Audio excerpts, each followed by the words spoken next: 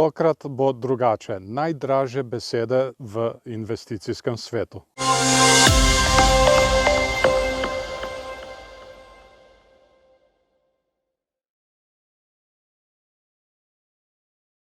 Lepo zdrav s prelepega Socerba. Upam, da se ga lepo vidi tukaj v ozadju. Tokrat bomo mi malce govorili o psihologiji trga.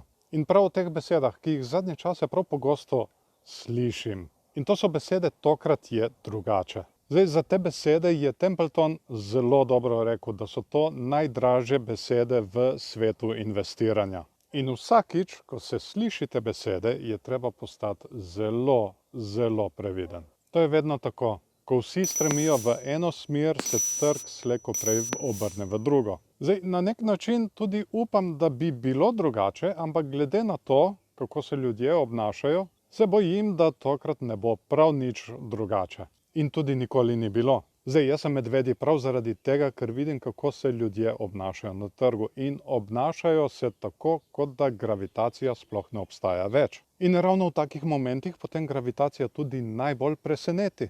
Zdaj, imam pripravljen bikovski plan, kot tudi medvedji plan. Tako tudi mora imeti vsak pripravljeno. In če trg spremeni usmeritev, je treba potem seveda spremeniti tudi mnenje. Te dva plana sem jaz že delil v Patreonu, v svoji Discord skupini. Zdaj, pri bikovskem planu se lahko spustimo tudi za 50% nižje od all time high in se lahko še vedno izvede. Ampak trenutno so stvari še nejasne. Treba bo videti, kaj se bo dogajalo takrat, če pridemo seveda do tega. Torej, to mislim bolj tako, če pridemo do te situacije, kaj bodo ljudje razmišljali takrat. Bodo razmišljali, da je vsega konec, da bo vse samo še padalo, ali bodo kljub temu pozitivni. In seveda potem se deluje v nasprotju z večinskim mnenjem trga. Torej, če se večina obrača v pozitivno smer, je več verjetna negativna možnost. Če pa bodo vsi doom and gloom,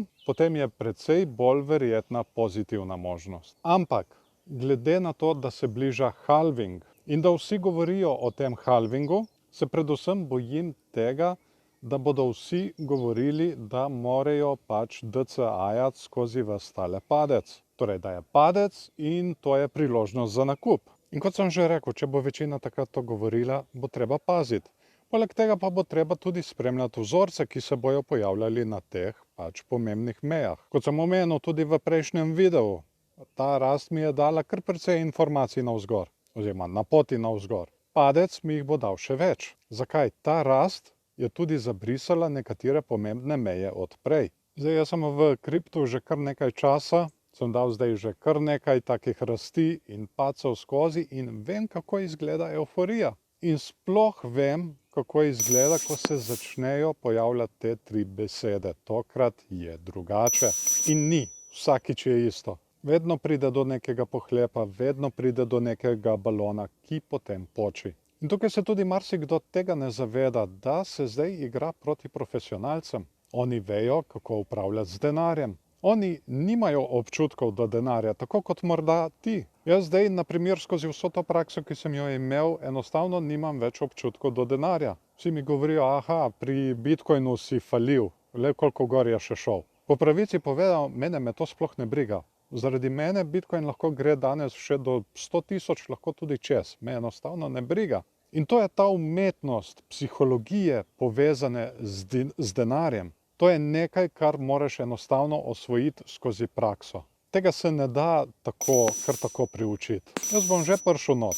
Ali bo to skozi popravek, ali pa bom stavil na padec. Skratka, ne smeš imeti nekega občutka, kot da nekaj zamujaš. Ker ničesar ne zamujaš. Naslednja velika stvar je pred vrati. Samo na široko odprte oči moraš imeti. Nikoli pa ne vlagati v nekaj samo zato, ker ti nekdo reče. Zaradi objav na Facebooku ali na katerem koli drugem socialnem omrežju. Glavno je, da sam osvojiš to znanje, da se samega sebe tako psihološko natreniraš, kar je zelo težko, in da potem lahko sam pri sebi sprejemaš odločitve. Čuje se simpel, ampak ni. Zakaj ni? Vam povem zakaj. Zaradi tega, ker vsakič, ko boš stopil na trg, se boš boril proti največjemu sovražniku, kar je. In to je proti samemu sebi. Ne proti korporacijam, ne proti bankam, ne proti drugim udeležencem. Ti se boš boril sam proti sebi in proti svoji psihologiji. Zato tudi je to tako težko.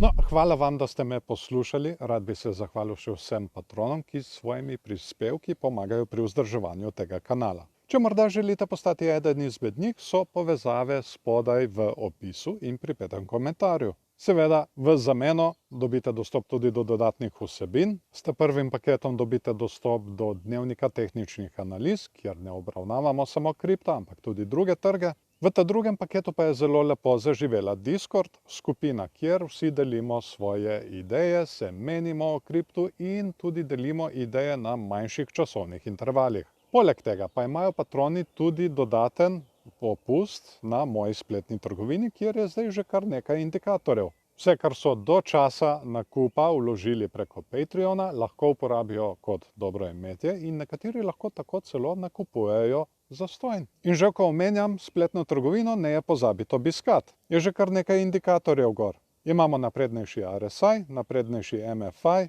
RSI, ki se prikazuje kar direktno v svečkah, MFI, ki se prikazuje kar direktno v svečkah, in pa ARI oziroma Asset Rotation Index. To je indikator, ki je zrastel kompletno na moji ideji in sem ga tudi kompletno spisal sam. Prikazuje pa, kam na kriptotrgu se pretaka denar. Ali se pretaka v Bitcoin, ali v altcoine, ali v stablecoine. Vam na nek način prikaže kot neko mapo. Hvala vam, da ste si video ogledali do konca. Dajte mu všeček, če vam je bil všeč, ali pa ne všeček, če vam ni bil. Zdaj pa mene zanima, kaj si vi mislite o tej psihološki analizi. Ja, to je tudi na nek način analiza. In tudi malček drugačen video. Se strinjate s tem ali se ne strinjate? Vsekakor, vaše mnenje me zanima, zato kar komentirajte spodaj pod videom in z veseljem bom podebatiral z vami. Vesel bom tudi delitev z vašimi prijatelji, če mislite, da so te informacije uporabne tudi za njih. Kar sledi v kratkem je, da bomo še naprej spremljali turbulentno stanje Bitcoina.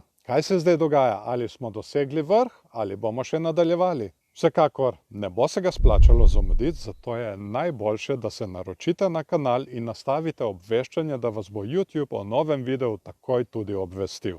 In to takoj, čim ga naložim. Najlepša hvala, da ste se mi pridružili danes v tem posebnem videu. Zdaj pa vas še lepo pozdravljam in imejte se fajn in se vidimo v naslednjem videu.